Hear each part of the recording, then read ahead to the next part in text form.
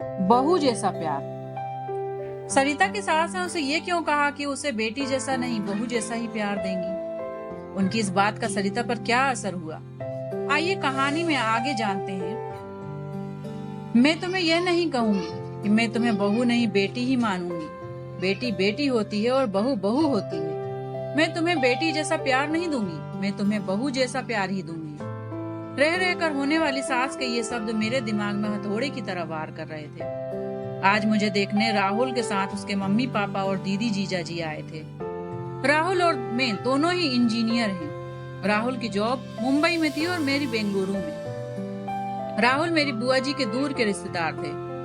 बुआ जी फूफा जी राहुल की और उनके परिवार की तारीफ करते नहीं थकते थे। राहुल की माँ की तो बुआ जी इतनी तारीफ कर रही थी जैसे कि वो खुद इंजीनियर हैं। पति और बेटा दोनों इंजीनियर हैं, तो जाहिर है कि पैसों की कोई कमी नहीं है। लेकिन घमंड नाम की कोई चीज नहीं है उनमें। लड़ाई झगड़ा करना तो उन्हें आता ही नहीं है। उल्टा उनकी हमेशा यही कोशिश रहती है कि उनकी वजह से किसी का दिल न दुखे। खुद इंजीनियर होने के बावजूद और इतना पेशा होने के बावजूद खाना वे स्वयं ही बनाती हैं। सिर्फ सब्जी आदि काटने के लिए काम वाली की सहायता ले लेती हूँ। उनका मानना है कि खाना हमें खुद ही बनाना चाहिए ताकि घर के सभी सदस्यों को शुद्ध और शाकाहारी भोजन मिले। इतनी तारीफ सुनकर मुझे मन ही मन लग रहा था कि यदि यह रिश्ता हो जाता है तो मैं अपने आप को बहुत खुशनसीब समझूंगी। क्योंकि कहा जाता है ना, पति पत्नी के गुण नहीं मिले तो चलता है, लेकिन सास बहू के गुण मिलना चाहिए, तभी वैवाहिक जीवन सुखी रहता है। यही सोचकर मैं मन ही मन खुश हो रही थी कि मुझे बहुत अच्छी सास मिलने वाली है। लेकिन आज जब उन्होंने बहू जैसा प्यार देने की बात कही तो वो बात किसी के भी समझ में नहीं आ रही थी। आज तक सभी ने यही सुना था कि हर सास ऐसा ही कहती है, तुम मेरी बहू नहीं बेटी हो, मैं तुम्हें बेटी जैसा ही प्यार दूंगी। लेकिन यहाँ तो उल्टा ही हो रहा था, बहू जैसा प्यार। घर में सभी को आशंका हो रही थी कि कहीं वे शादी के बाद फिल्मों वाली ललिता पाबा टाइप की सास न बन जाएं। यदि ऐसा हुआ तो मेरा क्या होगा? लेकिन सिर्फ इस बात को नजरअंदाज किया जाए तो बाकी सभी बातें अच्छी होने से घर के सभी सदस्यों को लग रहा था कि ये रिश्ता हो जाना चाहिए। और आखिरकार राहुल और सरिता की शादी हो गई। शादी तो हो गई, लेकिन मेरे दिमाग में हर वक्त मम्मी जी के ये शब्द, तुम्हें बहू जैसा प्यार दूंगी, गूंजते रहते थे। इसलिए मैं मन में डरी हुई थी। मैं राहुल से इस बारे में बात नहीं कर सकती थी क्योंकि मुझे डर था कि कहीं राहुल यह ना समझ बैठे कि शादी होते ही मैंने मम्मी जी के खिलाफ उनके कान भरना शुरू कर दिए। इसलिए मैंने मन ही मन फैसला लिया था कि मैं अपना हर काम इतना परफेक्ट करूंगी कि मम्मी जी को शिकायत का मौका ही नहीं मिलेगा। जब शिकायत का मौका ही नहीं मिलेगा तो वे ललिता पवार नहीं बन पाएंगी। लेकिन किचन में आते ही सुबह मेरे हाथ से दूध गिर गया और सुबह सुबह ही सभी को चाय पीने की आदत है।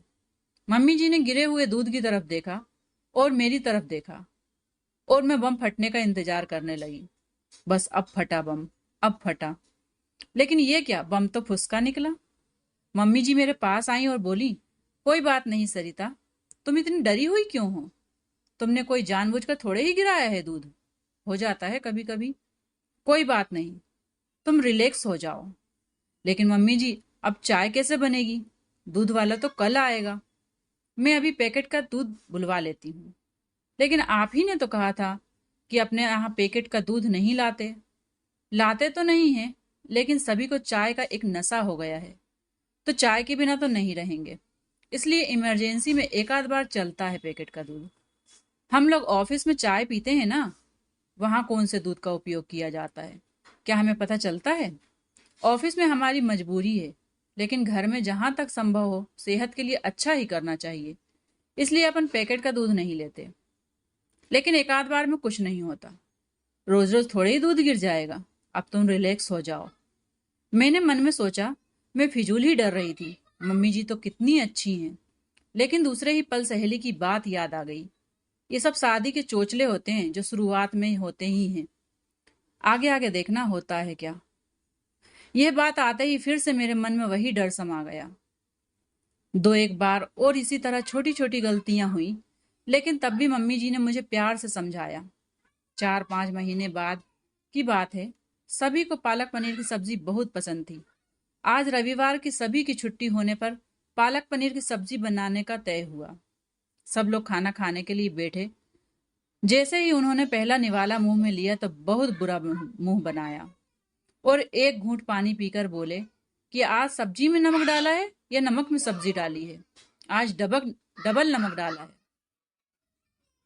सरिता बहुत डर जाती है और कहती है, अब जरूर मम्मी जी अपना बहू वाला प्यार दिखाएंगी। कहेंगी कि तेरी माँ ने यही सिखाया है क्या? पढ़ लिख कर नौकरी कर रही है, इसका मतलब यही है कि तुम्हें सब्जी बनाना भी नहीं आना चाहिए। तुम्हारी माँ ने तो कहा था कि मेरी बेटी को सब आता है, फिर ये क्या है? मैं ये सब सोच ही रही थी कि इतने मम्मी जी ने मुझे जोर से झंझोड़ा और मेरी तरफ देखने लगी। इतने में आखिर में पूछ ही लिया, माँ जी मेरी एक बात समझ में नहीं आई। बहू जैसा प्यार करूंगी ऐसा कहने पर भी आपने आज तक अपना सासूपन क्यों नहीं दिखाया और मुझे डांटा भी नहीं आज तक? फिर आपने ऐसा क्यों कहा था कि आप बहू जैसा प्यार करेंगी? अरे पगली, मुझे नहीं पता था कि तू मेरी सीधी सादी बात को इतना दिल पर ले लेगी। एक बात बता, क्या कभी तूने किसी माँ को अपनी बेटी से यह कहते हुए सुना है कि उसे बहू जैसा प्यार करेगी? नहीं ना। जब हम बेटी को बहू जैसा प्यार नहीं करते तो बहू को बेटी जैसा प्यार क्यों करते हैं? इसका तो यही मतलब हुआ ना कि हम बेटी को ज्यादा महत्व देते हैं, बेटी को ज्यादा प्यार करते हैं। इसलिए बहू से कहते हैं कि तुझे बेटी बनाएंगे, तुझे बेटी जैसा प्यार देंगे। हम लोग बेटे को ज्यादा महत्व देते हैं, इसलिए बेटे को बेटे जैसा ही प्यार देते हैं। कभी भी बेटे से ये नहीं कहते कि तुझे बेटी जैसा प्यार देंगे। यदि हम बेटा और बेटी दोनों को समान समझते हैं तो बेटी को बेटी जैसा प्यार क्यों नहीं दे सकते? मेरी नजर में जिस तरह बेटी का अपना एक अलग अस्तित्व है, उसी तरह बहू का भी अपना एक अलग अस्तित्व है। मैं बहू को बेटी से किसी भी मामले में कम नहीं समझती। इसलिए मैंने कहा था कि मैं तुम्हें बेटी जैसा नहीं, बहू जैसा प्यार दूंगी। मुझे क्या पता था कि तू इसका गलत मतलब लगा के इस बात को दिल से लगा लेगी। चल अब आंसू पोंछ, नहीं तो मैं सचमुच फिल्मों वाली ललिता पवार बन जाऊंगी। उन्होंने यह बात इस अंदाज में कही कि हंसते हंसते हम दोनों का बुरा हाल हो गया। आज मुझे पता चला कि बहू वाला प्यार भी होता है। दोस्तों, इस कहानी पर आपके क्या विचार है हमें कमेंट करके बताएं। चैनल पर नए हो तो चैनल को सब्सक्राइब करें। कहानी सुनने के लिए आप सभी का दिल से शुक्रिया।